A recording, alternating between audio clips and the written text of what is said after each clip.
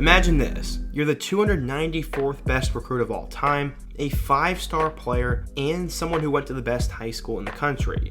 We're talking about a player who went to IMG, committed to a big-time program, and did have an All-American caliber season. After 2 years, he decided he did not like the direction that the program was headed in, so he entered his name into the transfer portal. Pretty much every school in the country wants you, and you are going to make a serious impact and become an NFL draft pick at your next school. What's really weird is, one of the top schools in the country openly came out and said that they did not want him on the team. In today's video, we're going to talk about an interesting story that happened last week. I'll fill you in on who he is and what's going on, and why I think Ohio State came out and said they didn't want him. But before we can talk about that story, nearly 80% of you guys are not subscribed, and we are now on the road to 100K, so quickly be sure to hit that subscribe button, smash that like button for the algorithm, and turn on post notifications so you never miss when I upload. And now let's get started and talk about him.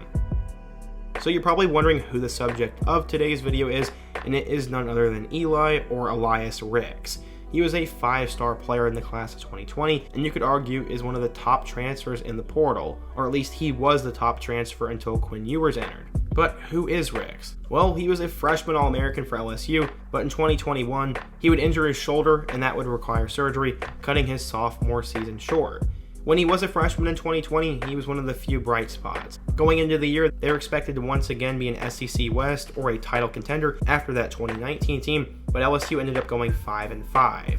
Ricks started as a true freshman though, and emerged as one of the best corners in the country as he intercepted 4 passes on his way to becoming a third-team All-American and to the freshman All-SEC team. As we saw in 2020, he had 20 tackles, 5 pass deflections, and 4 picks, 2 of which were pick sixes to the house. 2021, he had 11 tackles with 1 pass deflection and 1 interception. It was down because of that shoulder injury, and he decided he would enter his name into the 2021 transfer portal. There are a couple schools that came to mind. Ricks had this to say about the portal.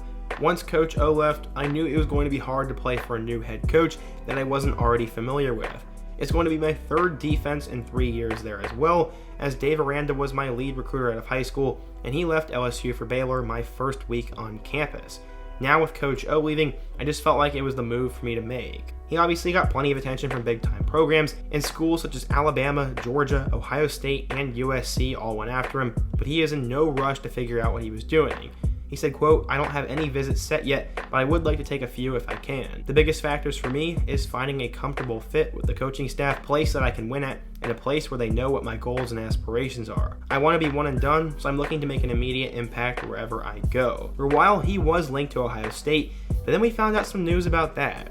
Ohio State head coach Ryan Day does not want Ricks on the team, and basically publicly came out and said that they would not accept him. Day said, quote, the amount of players in the transfer portal right now, it's mind-boggling. He said the Buckeyes are going to be very careful about not bringing in too many players from the portal and potentially upsetting team chemistry. As I've been reading through this, there have been a lot of rumors that Ohio State was going to lose some of their defenders if Ricks came in. That to me is a little bit soft, as if you're willing to run away from a program just because one player comes in, then maybe those guys shouldn't be playing for Ohio State. The Buckeyes are one of the top and most prestigious programs in the country, and they consistently produce big-time NFL secondary players. Bringing in another player to make the team better and promote more competition is something that the team should do, and it's only going to make the other guys better and work harder. While I do somewhat understand it from a player's point of view, a coach's job is to put the best players on the field and to win games, so that would motivate me to play better and to want to prove that I'm the better option. But what do I know? I'm not a coach or a player. Had Ricks come in, it would have been a tremendous duo of Denzel Burke and him, and it would have given the Buckeyes a major boost for their national title odds for next year. The question could have been asked, would it be worth it to take Ricks for 1 year at the expense of a couple other players? And that is for Ohio State players and coaches and fans to gauge. Personally, I would.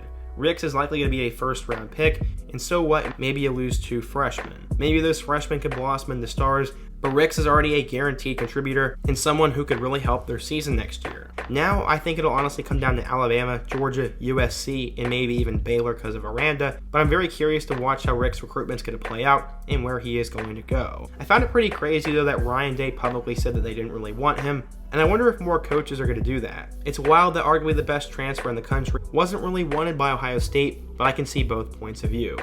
What do you guys think, though? Do you think this is a good or a bad thing for Ohio State? Where do you think Ricks is going to go next? And what's another crazy story or topic I could take a look at in my next video? be sure to let me know down below. Smash that like button if you want to support today's video, and check out all my other videos on the end screen. I hope to see you guys again soon, but until next time, peace.